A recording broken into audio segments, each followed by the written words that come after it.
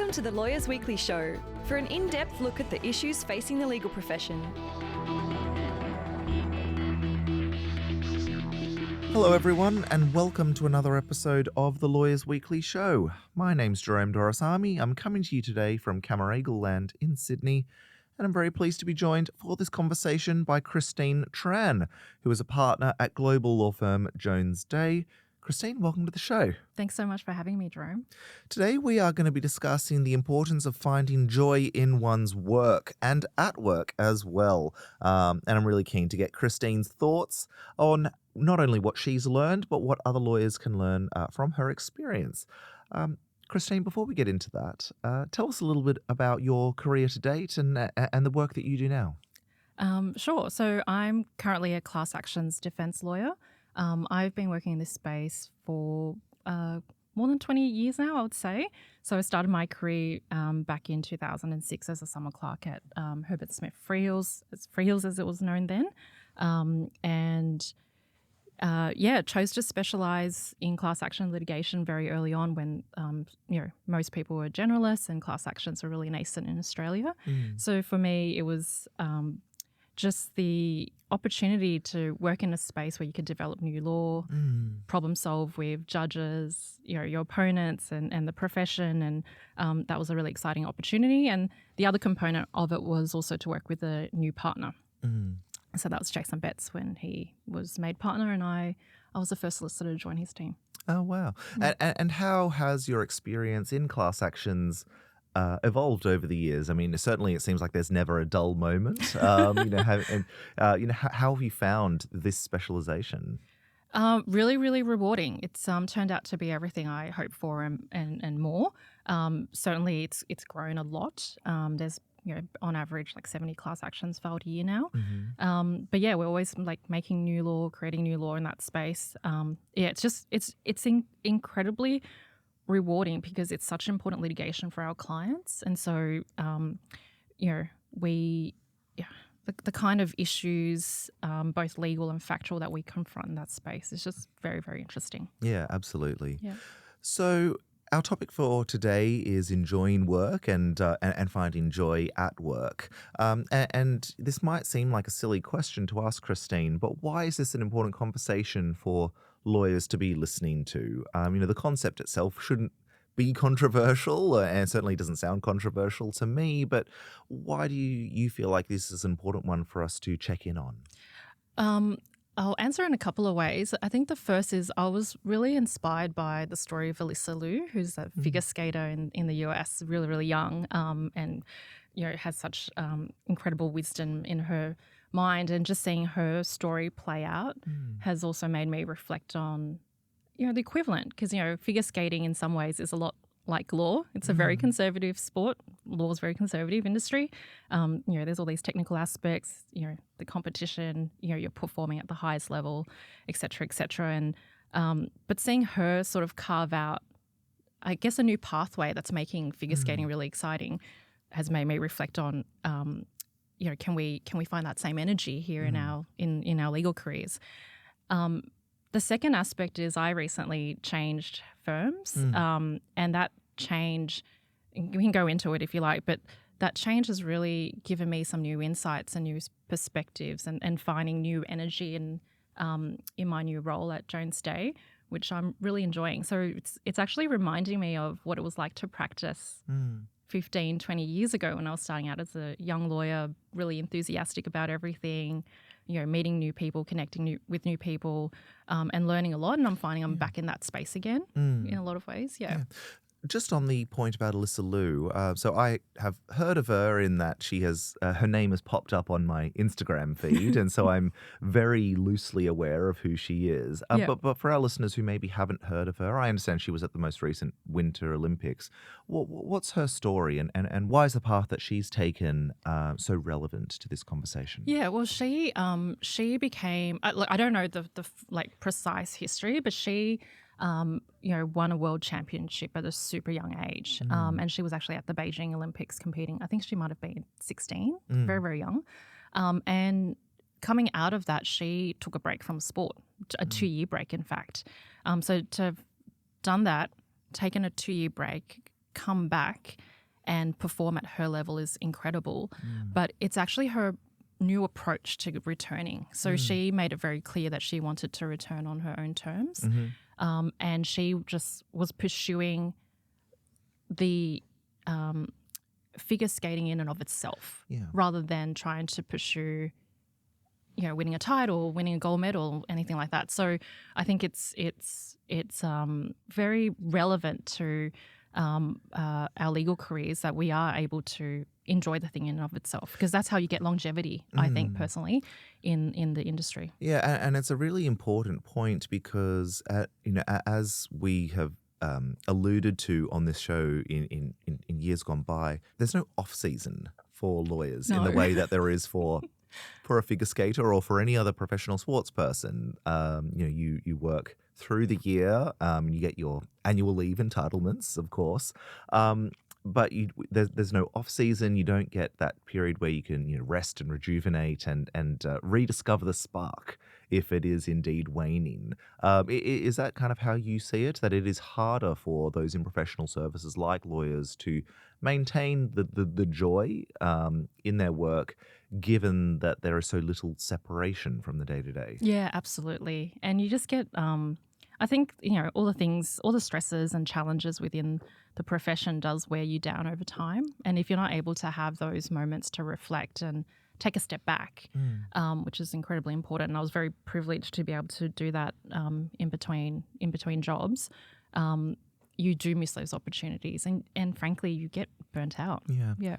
And you've just sort of answered this next question with that last line. But tell me a bit more about what you see as being the impact of this inability to properly detach.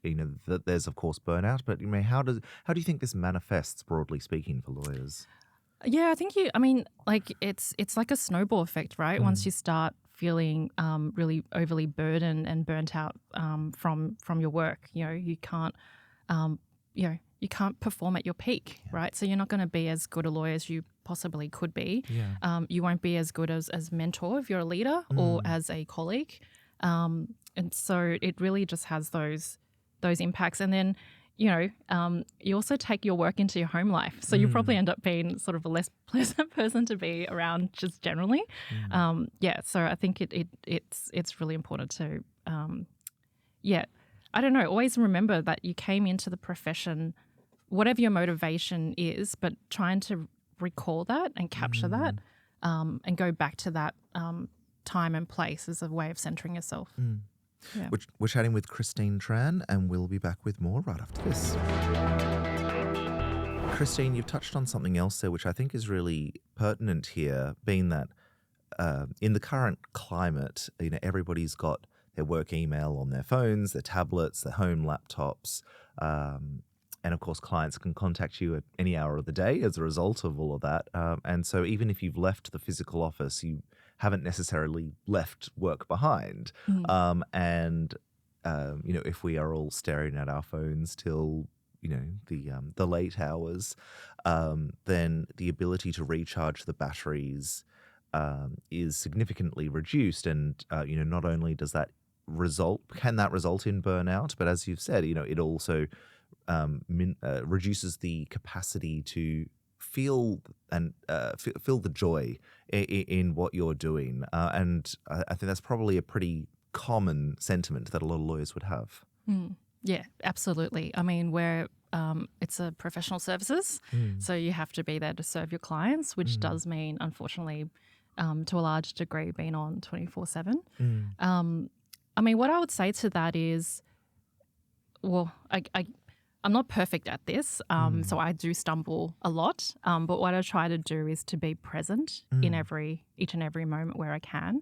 And then I think the other component is, if you for me, it's just using work as a place where I can also recharge. And I've done that by actually going into the office 5 days a week. So I don't work from home, or I work from home very infrequently, because I find that the social interactions with my team and my fellow partners, it's actually really, really rewarding, being able to connect with them and actually have that energy exchange, which you just don't have when you're working from home and working remotely. Yeah, and there's other benefits to going into the office as well. I mean, it reduces what I see as being the blurred lines between home and work, and Yes. knowing that when you are in the home, that is your downtime, and you're able to hopefully switch off. But also, I feel like if you go into the office, you've obviously got to put on real clothes to do that, and That's very true. there's a sense of purpose Yes. that comes with that, rather Yes. than working in Yeah. trackies and a hoodie. Yeah, absolutely. Just even preparing yourself for the day and the commuting in and commuting out, just so that kind of the physicality and separation, as you mentioned. Yeah. Yeah, it's so important. Yeah. And how have you sort of come to ponder this in the ways that you have? Have you gotten to a point where you've realized that it is really important for you to be more deliberate about finding enjoyment in the day to day?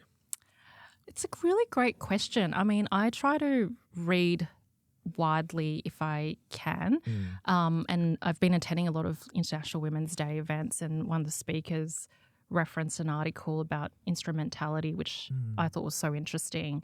And in brief, just for listeners, what it is instrumentality is about, it's closely related with instrumental reasoning. And the short of it is when you treat it's concerned about how to best achieve a given goal as opposed to reasoning whether the goals are worth pursuing, which is a higher question. And it's where if something has instrumental value, it's valued because of what it enables or produces as opposed to the thing in itself being valuable, which is like intrinsic value. Sorry, that's a bit of a side path that we've gone down. But that's what's caused me to really reflect on this, actually, these broader questions. I've always been a bit of interested in like philosophy and this, I'm a bit odd in that way. But yeah, I think it's just become really, for me, I've changed jobs. And so it's a restart for me. Yeah. So I've been asking and thinking a lot about what it means to be on this sort of new platform, which is more global, where I have a bit more autonomy. It's a more dynamic and collaborative environment, and I get to build my team. I get to build my practice. So I'm being very intentional and thoughtful about what that means. What does growth mean?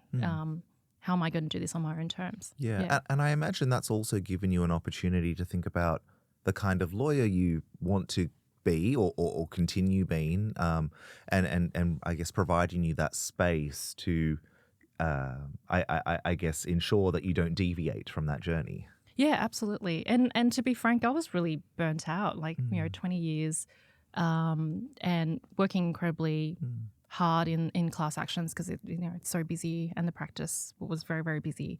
So it is about more intentionality about the next 10, 15, 20 years.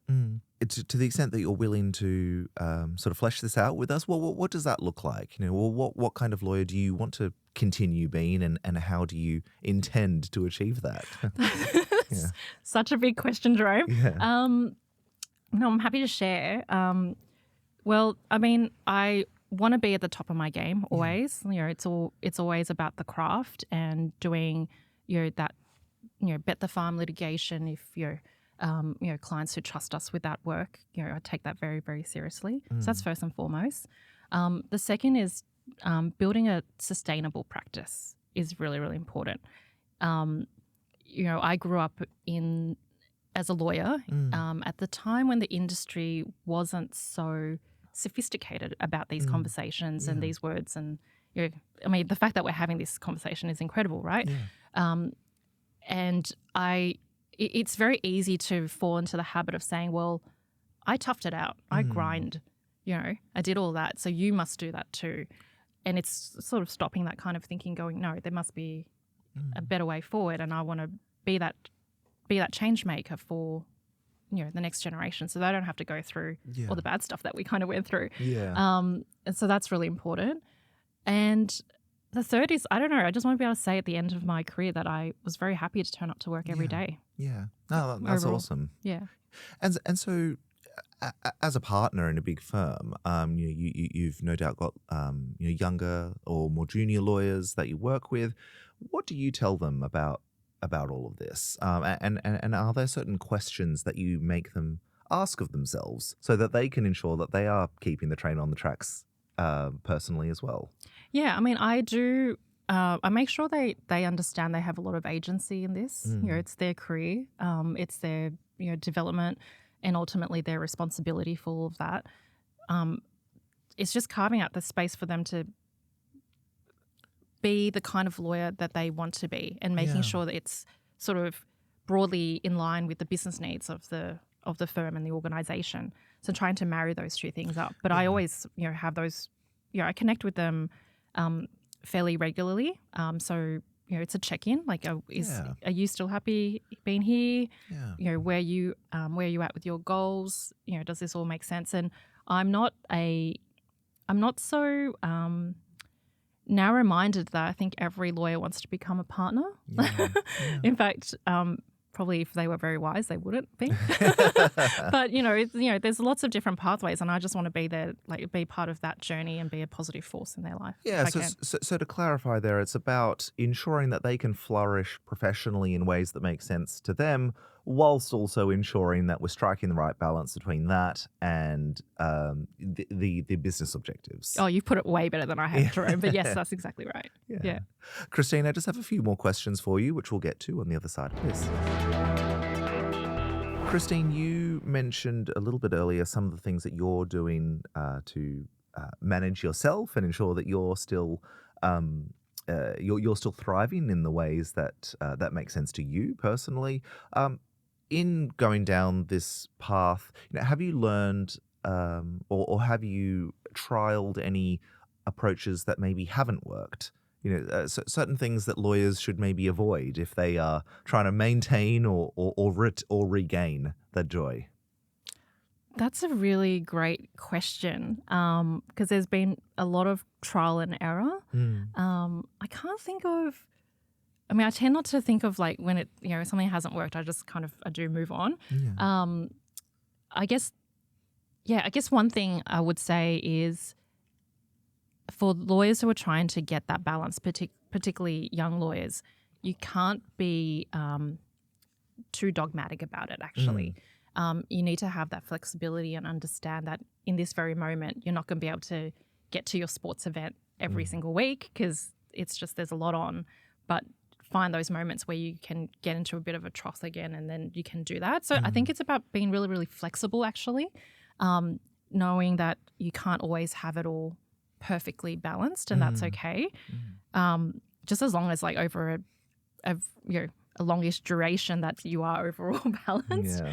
And then lastly, it's just communicating really clearly with your leaders. Like I hope that you're in an environment where you can have those frank conversations with your leaders who can help you achieve that balance. Like, for example, I've got a team member who's just come back from pat leave. He's just had a little, his first daughter, first baby actually. And, I said to him, what are your not negotiables? Like, do you need to be there for, dinner time and bath time? What is it? So you let me know, because then we'll try not to have meetings in that period or client calls in that period to make sure he can still participate. So I think it's hopefully your leaders are having those, like as leaders, we should be having those conversations. But if they're not, hopefully you feel comfortable enough to raise it with them. No, it sounds like as though your team is very well supported under your leadership, which is awesome to hear. Or try to. You alluded to something that I want to pick up on, which is the idea of lawyers being okay with what's happening along the journey. And it makes me think about how so many lawyers display perfectionist or competitive tendencies, which of course can be deleterious for their overall health and well-being. How have you found managing yourself in terms of not allowing some of those tendencies to come to the fore, and realizing that it's okay to not have everything perfect along the way, and if you're not enjoying work every single day, that's not some kind of failure personally or professionally. How have you managed that? I think it's just really understanding and accepting that things are not perfect. A lot of things are not in your control. And if they're not in your control, then you got to let it go. Why worry about something you can't control? Worry about things that you can influence and you can control. And so for me, it's about, at the end of the day, being able to say, I put in 100% of my effort that I could give that day to that task. And if you can say that hand on heart, then you've done the best you can. Like, no, you can't do any more than that, actually. And that's why I try to tell team members as well. It is actually not about being perfect. It's about working in a team environment. So you got to be able to communicate clearly. And it's just about turning up and being the best you can for you and for your team. So it's actually not about you. And what's really important actually is that very thing. It's actually not about you. You got to take the ego out of the things that you're doing, because ultimately you're turning up for your client and trying to, put their best case forward, and you're turning up for your team. Yeah. There's also a lot going on in the world around us right now. As we record this episode, the conflict in Iran is ongoing. There's lots of talk in the media about potential fuel rationing. We've just had another rate rise, so inflation and cost of living issues aren't going anywhere. There's a lot of other things outside of the office that lawyers will be worried about. So with that context, I'm curious to know whether you think it's potentially more important than ever that lawyers find ways to maintain the spark and to ensure that they are enjoying work, because there's stress coming at them from every direction. I think so. It's very easy to give up, I think. There's a lot of really tough news out there, a lot of difficult things going on. Our society's, it feels like it's getting less and less cohesive. I think it's all the more important to try to find your tribe. Try to find that your mini society within the society where you can get on and get that sort of comfort and collegiality.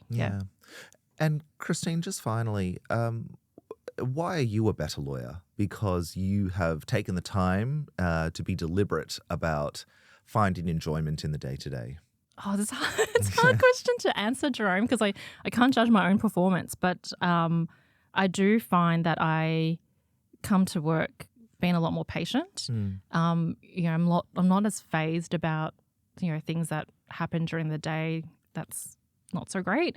There's a lot of jokes that I try to and laughter that I try to bring into the workplace. And just to give you an example, I'm the eldest daughter, eldest child in a migrant family, which has all the challenges that come with that. And then one of my team members, guessed that I was the youngest rather than the eldest. Okay. And I was like, wow, that's like the biggest compliment I've ever received for ages.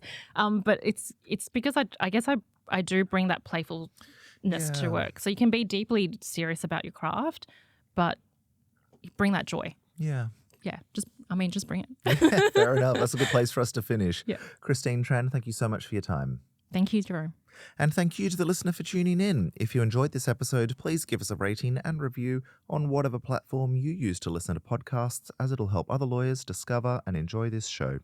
And if you've got ideas for other episodes we can run, please get in touch at editor@lawyersweekly.com.au. You can also reach us on social media. See you again next time.